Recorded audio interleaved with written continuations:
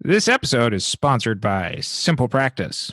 Running a private practice is rewarding, but it also can be demanding. Simple Practice changes that. This practice management solution helps you focus on what's most important, your clients, by simplifying the business side of private practice like billing and scheduling. Stick around for a special offer at the end of this episode. You're listening to the Modern Therapist Survival Guide, where therapists live, breathe, and practice as human beings. To support you as a whole person and a therapist, here are your hosts, Kurt Widhalm and Katie Vernoy. Welcome back, Modern Therapists. This is Modern Therapist Survival Guide. I'm Kurt Widhalm with Katie Vernoy, and dominating the conversation of the news cycles once again is about systemic oppression, injustice, and this is all on the heels of a couple of incidents here in the last week or so. The incident with George Floyd being killed by a police officer in Minnesota, as well as Christian Cooper and the incident in New York Central Park. And Katie and I wanted to talk about a lot of the therapist discussion around dealing with systemic oppression, and especially for therapists coming from a place of privilege, how to best do ally work. And a lot of the stuff that we're going to talk about today, we are just going to put out there right away. We are two white privileged people having this conversation by ourselves, and we think that it's important to have this discussion here off to ourselves, because for a lot of people wanting to do ally work, there is a jump to being a helper, coming in to fix a situation that oftentimes gets in the way of letting what needs to happen thoughtfully happen, because now all of a sudden the communities that are impacted are taking care of a bunch of allies while also trying to move their statements forward and get changes happening on a systemic basis. So calling it out from the very beginning, yes, we're white and privileged. We also want to explore how white privileged people can best come in and use our places in society to help echo this and how this plays out in the therapy room. This conversation is one that I feel really important for us to do.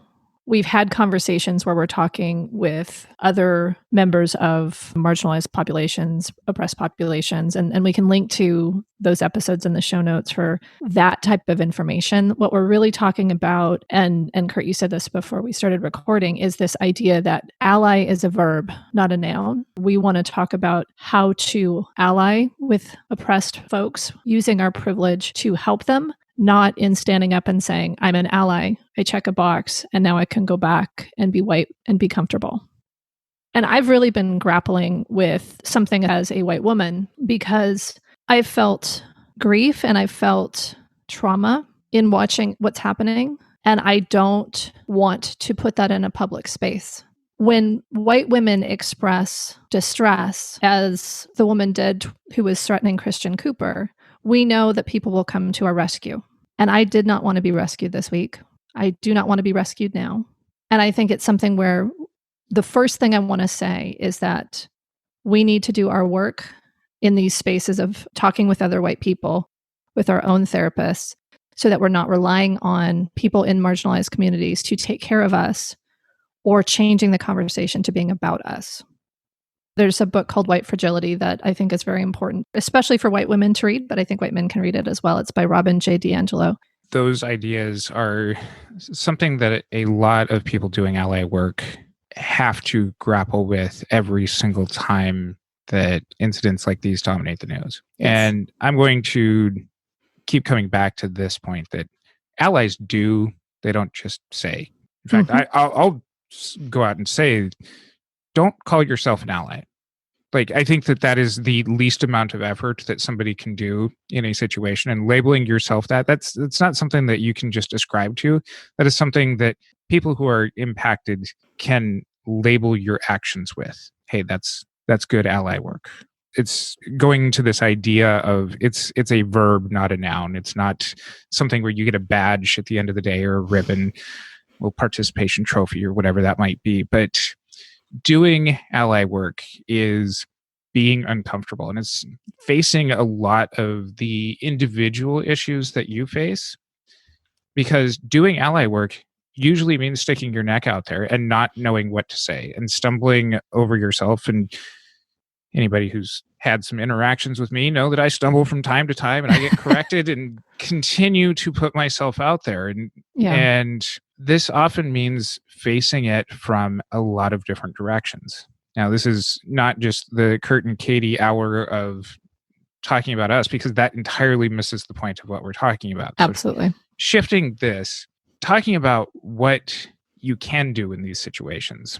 And one of the great places that I've seen in a lot of good ally work comes back to a tweet from Kayla Reed in 2016. And we'll link to her Twitter feed in the show notes. You can find those mtsgpodcast.com. She made an acrostic of what ally is. Always center on the impacted. Listen and learn from those who live in the oppression. Leverage your privilege and yield the floor. And for those people wanting to be doing good ally work, this is a step-by-step aspect of doing this. This is shifting that conversation off of how it's impacting you and redirecting the focus to the issues at hand. The ones currently in the news deal with systemic and racist oppressions against all sorts of communities, and dealing with a lot of new ideas that many, frankly, white therapists haven't had to deal with, unless it kind of inconveniences them or they have the time in their schedule to feel bad about what's happening. This isn't the focus on us. This is the focus on the people who live in this day in and day out. It's not a convenience for other people to move on to the next week of binge watching whatever's on Netflix because they have that opportunity. Listening to those stories, listening to how it actually impacts them. But most importantly, I think, are the last two pieces of this, which is leveraging our privilege and yielding the floor, using what we have to amplify the voices of the people who are most impacted, and being able to put out how it affects their lives, how it affects their neighbors' lives, and being able to do that for systematic change that takes a long ass time to get done. So when you're talking about these things, Curt, I recognize that there are a lot of articles and resources that people are putting out that can help with doing ally work. And I think that there are also some specific things that may be important to say about what not to do. And it really speaks to the first, always center on the oppressed, because I think there are a lot of folks who are feeling very inspired to post on things in social media. They're inspired to do something publicly. And I can't find the article, so I will post it in the show notes when I do find it. But there was an article that really very eloquently was talking about really assess your motivation for making those posts. Really assess what you're putting out and whether or not it actually is centered on the oppressed or is to make yourself feel better. And I think that to me is critical, because if we're doing ally work or claiming to be an ally, using it as a noun to make the point, to make ourselves feel better, to decrease our sense of irritation or agitation, it is exactly the opposite of what we need to be doing. And I think that this gets into some of the white fragility stuff that you're talking about is for a lot of white people. I mean, I'll lump us all in together, and there could be multiple episodes on striations and intersectionality within all sorts of different communities. This is not the episode for that, people. So nope.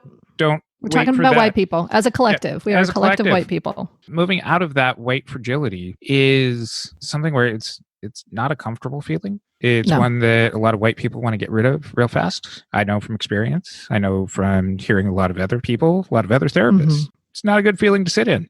We also have the privilege to not feel that every single day. And I think that drives this rush to relieve feelings right away, is to go and do something tangible and practical and post a number of tweets or post something, share a news story, whatever it might be that helps to just chip away a little bit at that white guilt. Doesn't move the needle when it comes to being able to actively address things. And if things did move this quickly, we wouldn't have these systemic problems in the first place.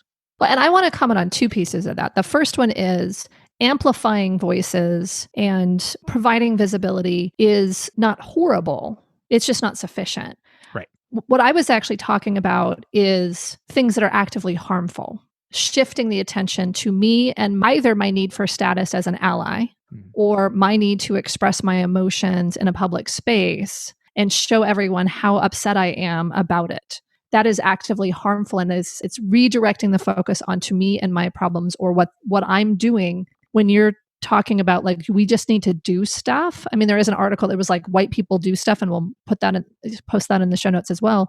Like there's actual things that you can do with absolutely no visibility that pushes the needle forward. And I think that's very hard because people in our spaces are calling on each other to say, well, you have to stand up and say what you believe. And to do so may change the focus off of what the actual situation is to a roll call of who's acceptable. And that's not helpful. That doesn't move the needle on systemic racism, I don't think. And this goes back to what we teach kids about bullying. If you're a bystander, you're just as big a part of the problem as, the person doing the bullying. But this is also something that I heard came out of female staffers working in the Obama administration is echoing and giving credit to other people's voices as they come up. And that way, the people who need to be heard or the people who deserve to get the credit are the ones who get heard. And so it's one thing to talk about your outrage, not the best thing. That's in that category of you're making it about you. It's an entirely different thing to share other people's ideas and to give them credit for it. And also accepting that not every situation requires you to be a white superhero and jump in and, transform the situation. That not every situation is going to call for that. Yeah. And knowing the difference between the two doesn't mean that you have to remain inactive, but it can often be something where you can continue to amplify somebody from a marginalized community's voice until a change does happen. And to that end, I do acknowledge that the article and the articles in the book that I have mentioned to date are, I think, primarily written by white people. There are two pieces to this because I think that there is a need to amplify voices for people in the marginalized communities, people of color. I think there's also a need to recognize that we need to educate ourselves. But one of the books that I've seen, and that is that I'm reading right now, that I think is really important is How to Be an Anti-Racist by Ibram X. Kendi. And I think we want to make sure that we're also amplifying folks who come from a place of being in these communities and wanting to help to teach us on their own terms and their own time. I think there was in White Fragility, I think that's her wording. But I think asking all of our friends of color, our clinicians of color, colleagues of color, what should I do? How do I do this? What can I say? What can I not say? That is requiring them to do some emotional labor that we need to be doing ourselves. And there are sources that are both white people and people of color, which is an unfortunate binary, but the one that we're using today, that can help us with that anti-racist work that we're doing to address what's within, and then also giving us that ability to then address systemic racism. Part of this is I'm also looking at an article from medium.com that was authored by Jake Orlowitz. He's the founder of the Wikipedia library. And it goes through 17 myths about being an ally. We'll also include it in the show notes, but highlighting just a couple of these is that you don't necessarily have to be ashamed of your privilege as an individual in these situations either. And being able to identify and use that privilege, this is that third L from Kayla Reed also, is leveraging those opportunities. Now, this is where we're going to talk about not only in the systematic way, in the cases of police brutality, this is holding accountable local government officials and police departments in echoing marginalized communities' voices as far as how they're going to change their tactics in their approaches to people from underprivileged communities or people who are coming from those marginalized backgrounds. Doesn't have to be your voice, but you can definitely turn things over and say, hey, did you hear person B? Or person B's concern hasn't been addressed. There's also the way that this is going to translate out in our therapist communities and with our clients.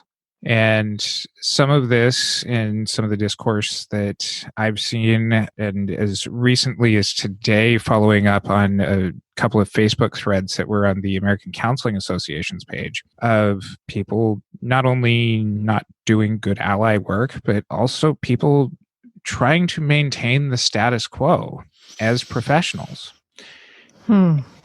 And even worse is the ACA going in and deleting those posts, leaving all of the affected, marginalized communities and people doing good ally work in those threads. And I want to give credit to C. Anderson for highlighting this in some of her Facebook posts, but it's frustrating when we try to erase the history. Part of us understanding and knowing and doing good social justice work is really taking ownership of historically where we've been. We can't whitewash history. We can't explain it away.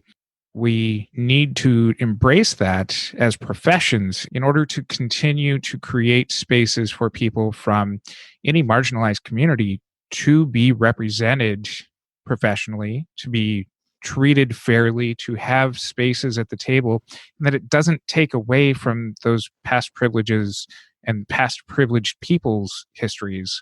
I think it's so important to be able to own the history and own the systemic racism. I think when you're talking about whitewashing or removing things from Facebook posts or trying to pretend that these things aren't happening, speaks to the idea that if to be a racist, I have to be a bad person, versus I'm a racist because I'm in a racist system. And it is inextricably linked to the system. And so to deny that the system is racist, to deny the past racism, is to invalidate an experience. And it's really gaslighting for people of color, people, marginalized communities, that it's like, well, we're good now. Nothing ever happened. It's all good. And so I think it is something where being able to acknowledge whiteness and the privilege of whiteness is really hard because, and this is in Robin DiAngelo's book, it's because we don't talk about whiteness, we don't acknowledge racism, we don't acknowledge what has happened. And so the conversation can't even happen. Being able to own what has happened and to be able to have the uncomfortable conversations, I think, is so challenging, especially when we think about how easy it is to erase things, but also how easy it is for people to just spew out things that are very unhelpful. They may be real, but they may not be helpful in moving things forward. So anyway, I mean, I think we need to move into talking about kind of how this shows up, how you can do ally work within therapy. But I think it's something where, and just to kind of to go back to the always centered on the oppressed, listen and learn, leverage your privilege and yield the floor. I think it's something where before we speak, before we take action, we need to assess, am I doing ally work or am I just making myself feel better? Right. And I think that, again, this is where addressing the privilege of this quick fix idea and, a lot of cultural competence, at least beginner level classes of this, address, give you the verbiage. Something centers around when clients of marginalized communities come in that, you're given kind of this boilerplate language. How is that to talk to a white person? Or how is that to talk to a straight person? How is that to talk to a man about? Okay, that's one sentence that acknowledges your place of privilege, but it's not something where it fuels a open ability for clients to be able to explore their feelings in any sort of meaningful depth unless you can continue to do ally work through that conversation. Mm-hmm. And that means potentially being a representative of a community that has marginalized your client and recognizing that that's not something that you personally did, but there's still feelings about your representation of that community. And it's not just going to be that conversation. It's going to be the next session and the session after that and stuff that comes up in between sessions. And it's your reactions to that, even outside of it. A lot of people have the privilege of, I don't have to talk about being white all the time. I don't have to teach people about being white. I don't have to speak to people about being cisgendered or any of these kinds of things. And I also don't need to make every session of my clients about the things that I'm not. But when it does come up, is being able to listen to that, validate what the experience is. And if I stumble over something, to learn from it. Yeah. And amplify that as an opportunity for clients in those situations to feel that there is an opportunity to address this in a healthy way, and that not everything is going to be met with resistance. And I think it comes from that place of cultural humility. I think it comes from a place of not constant vigilance, but I think real attention to what's going on and staying aware of what might be impacting your clients, whether it's in the news, whether it's in their personal lives. I have a client who is a person of color who has been recently experiencing racism. And I had to ask, was not initially volunteered, was kind of a doorknob confession, as much as we have doorknobs in our telehealth sessions. But it was something where I had to ask. And then I also had to say, do you want to process this with a white person? Do you want to process this now? Is this what you want to be doing? What are the impacts you're seeing? How are you coping with this?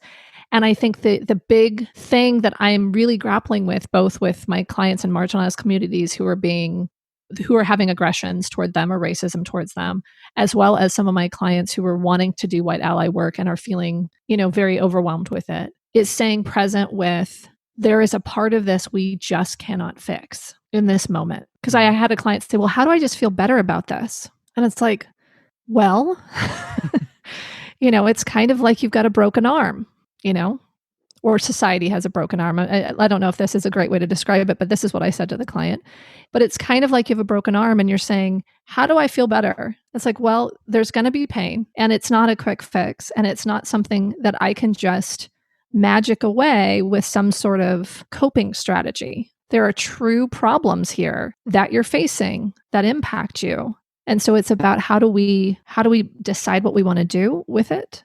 How do we cope with what's real, what we're facing?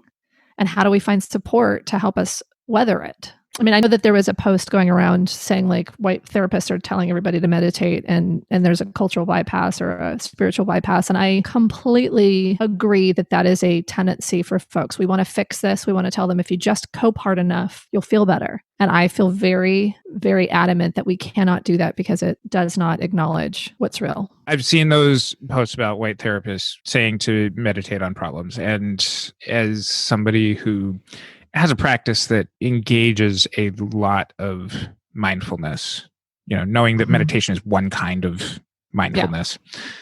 I'm calling people out on that's bad therapy. That is culturally incompetent because, and again, as an action-oriented idea, it's being aware of the feelings and what that drives you to do that moves that into a good practice of therapy. So part of this is calling out bad therapy as it's seen. Yes. It's also calling out racism, Kurt. It's also calling out racism. And one of the other areas that I've seen in social media being talked about this, and this is something that I first saw it from one of our past guests, Dr. Joel Schwartz, on the role of some of the government agencies that come up for clients from marginalized community when they are in crisis, specifically calling 911 or DCFS and the roles around the system that they have, especially calling an officer right now to a person of color's residence if they're suicidal, knowing that things are kind of at a hair trigger right now between those two different communities. Really understanding the impact that we don't just have blanket answers that work for everybody in our field, and understanding that the consequences of those actions might be sending somebody who's going to escalate the situation just because they do represent a community where there's a lot of hostile feelings being directed to right now. Some of it very rightfully so.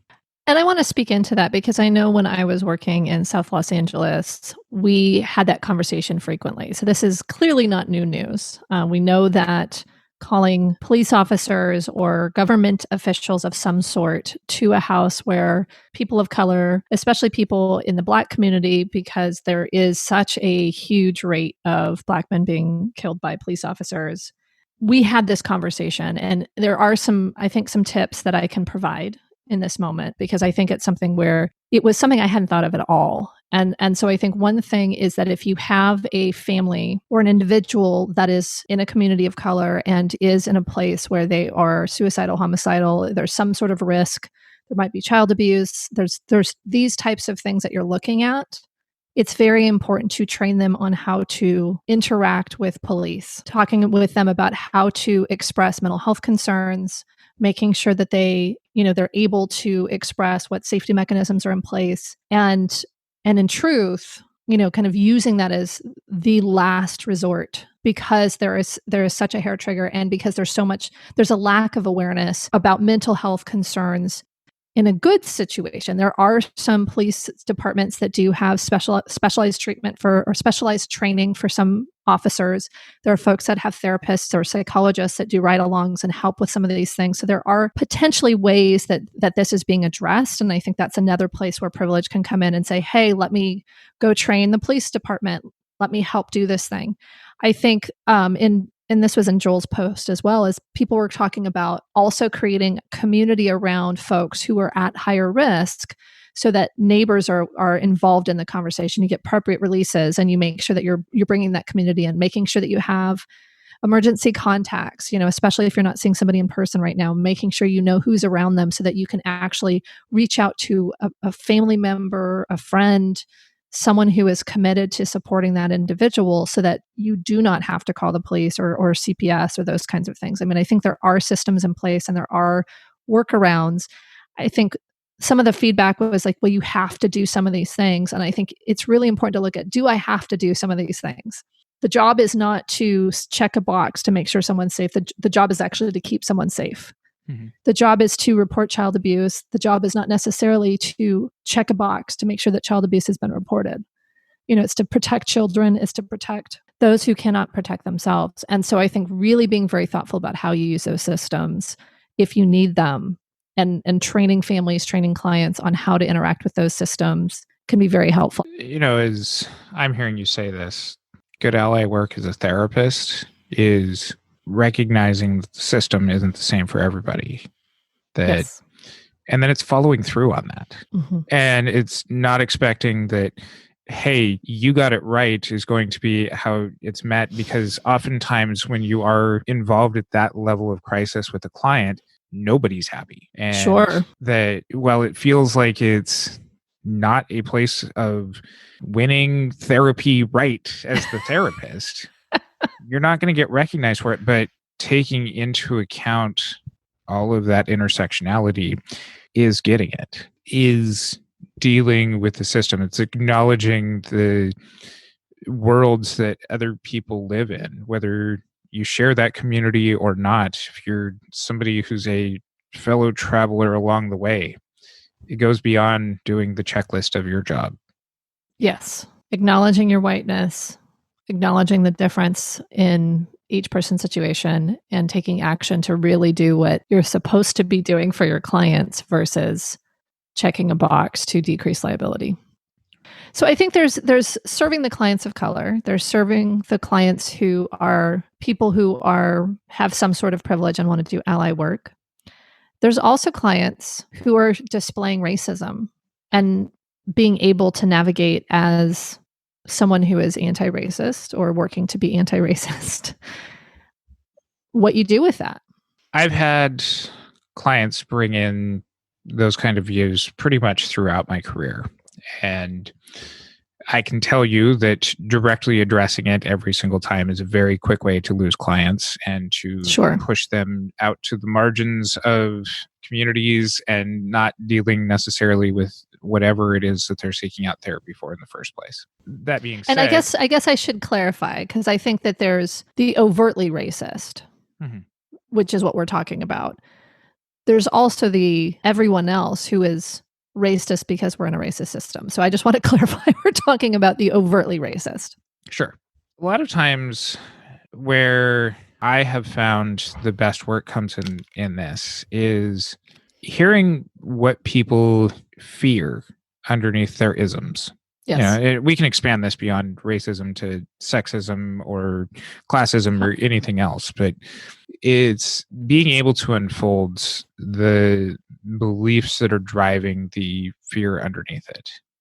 And a lot of times it's not necessarily going to lead to a total aha moment, but it's amazing what listening to people's fears do as far as being able to get them to be more open to a different viewpoint.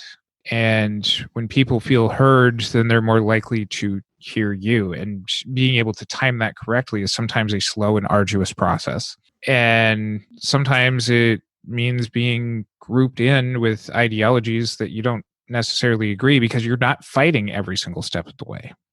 But as any of you who are still listening to this episode who have faced systemic injustices throughout your lives, know that there's patient approaches and there's fast approaches. And patient approaches oftentimes are the ones that lead to the bigger overall change. If people are easily susceptible to fast changes, we have concerns about them in ways that are going to impact them well after they leave your therapy office. But hearing through them, getting them to talk more, getting them, hey, where did that come from? What do you mean by that? That can eventually lead to a place of being open, encouraging, as far as, well, why do you keep asking about that? I really believe this is a unique way that therapists, especially therapists who have this privilege, because I think oftentimes clients who are racist are not going to be necessarily choosing therapists of the marginalized communities that they are showing hatred towards. And so this is something where I think we can use privilege and slog through this really long, arduous process because we're going to be able to have that conversation. We're going to stay present in that conversation most of the time. I guess sometimes it's pretty hard, but I think we can have that conversation. We can be present with those conversations. And I think for me, we've talked about this before. I'm more of a directive therapist, but I think these conversations are my least directive. These are the ones where I get very, very curious and I really listen to all the pieces. And I potentially ask questions in a slightly manipulative way in that it's potentially challenging the reality of their perception repeatedly until they kind of, and not in a way that's super overt, like, that's stupid, where'd you get that idea? But more along the lines of, kind of seeking the evidence or seeking the perspective to be able to get them to a place where they can potentially add more to their own. We fully recognize that we don't have all of the answers to this. And we may have done something wrong and are seeking to be told if we are saying things that are not accurate. This is a system where we want to be actively working on ourselves and knowing if we've done something wrong and have that conversation. So please let us know what you think. Join our Facebook group, the Modern Therapist Group, and let us know anything that you want added to this conversation. You can also check out our show notes at mtsgpodcast.com. And while you're over there, you can check out what we've got going on with the Therapy Reimagine conference that we are reimagining again for in a virtual space. In a virtual space for this year. And until next time, I'm Kurt Widhalm with Katie Vernoy. Thanks again to our sponsor, Simple Practice, the leading EHR platform for private practitioners everywhere. Join Katie, me, and more than 60,000 other professionals who use Simple Practice to power telehealth sessions, schedule appointments, file insurance claims, communicate with clients, and so much more. All on one HIPAA-compliant platform. Get your first 2 months of Simple Practice for the price of one when you sign up for an account today. This exclusive offer is valid for new customers only. Make sure you check this out, folks, because I really love Simple Practice. It's made my practice way easier. And if you can get a couple of months to check it out, I think it'll be very, very helpful. Go to simplepractice.com/therapy reimagined to learn more. Thank you for listening to the Modern Therapist Survival Guide. Learn more about who we are and what we do at mtsgpodcast.com. You can also join us on Facebook and Twitter. And please don't forget to subscribe so you don't miss any of our episodes.